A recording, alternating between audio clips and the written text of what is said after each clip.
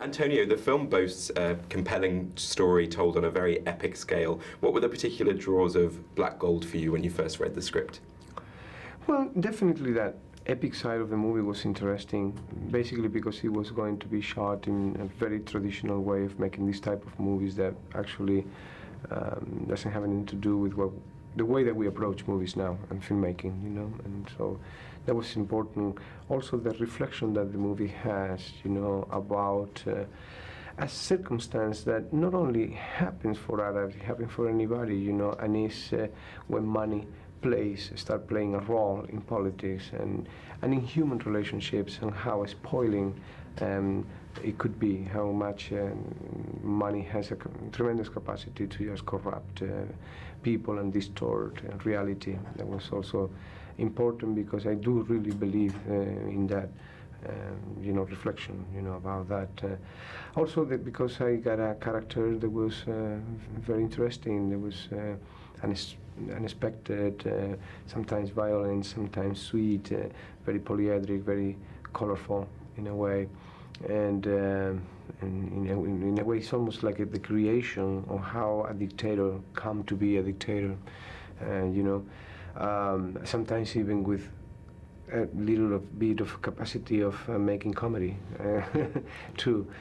So Jean-Jacques Annaud is a director that you know, got a history in motion pictures, and so all of those elements together.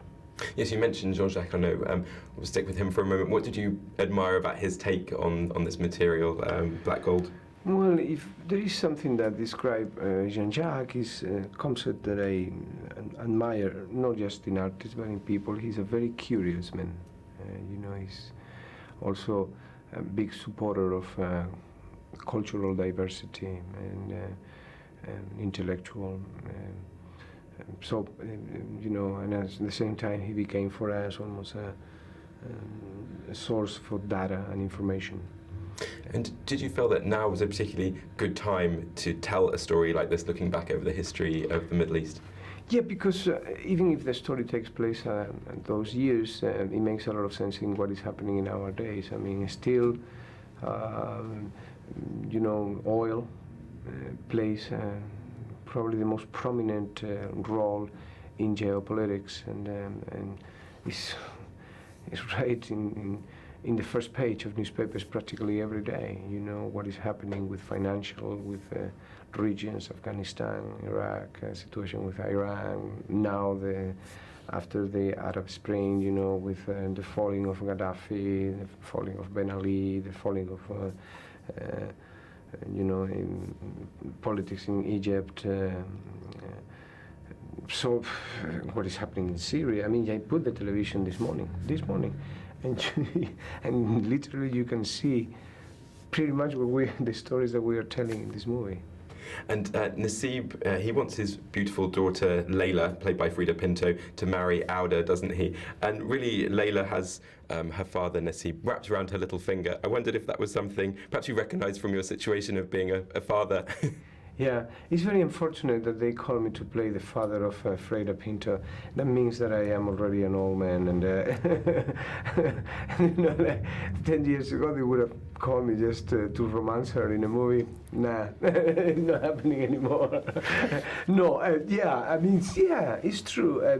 I thought about that actually when we were shooting, you know, the fact that I'm a father, I'm 15 years old. She's a little bit older in the movie, but anyway, you know, she got actually the ways of his father in the movie. She can be very manipulative, and she actually plays that game and then actually catches his heart. You know, yeah. It's a lovely romance as well as all the other themes that are going on. There's great romance at the heart of it as well. Absolutely. Yeah. Now, Tahar Rahim blew us away with his role in Un Prophète a couple of years back. What did you enjoy about working with him, and what for you are his particular talents as a performer? As a performer, he's magnificent. He demonstrated already, and he's attached completely to his persona. This is an unbelievable, pure guy, not spoiled whatsoever. I mean, clean, white, transparent. there is no agenda, and in the way that he walks in life, he just confronted his acting and his relationships completely open. He's just warm, generous.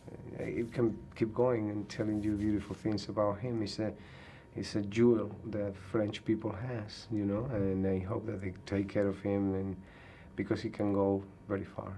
Yeah, very much so. It's exciting to see what will happen in his career. Yeah. Antonio Banderas, thanks very much. Thank you.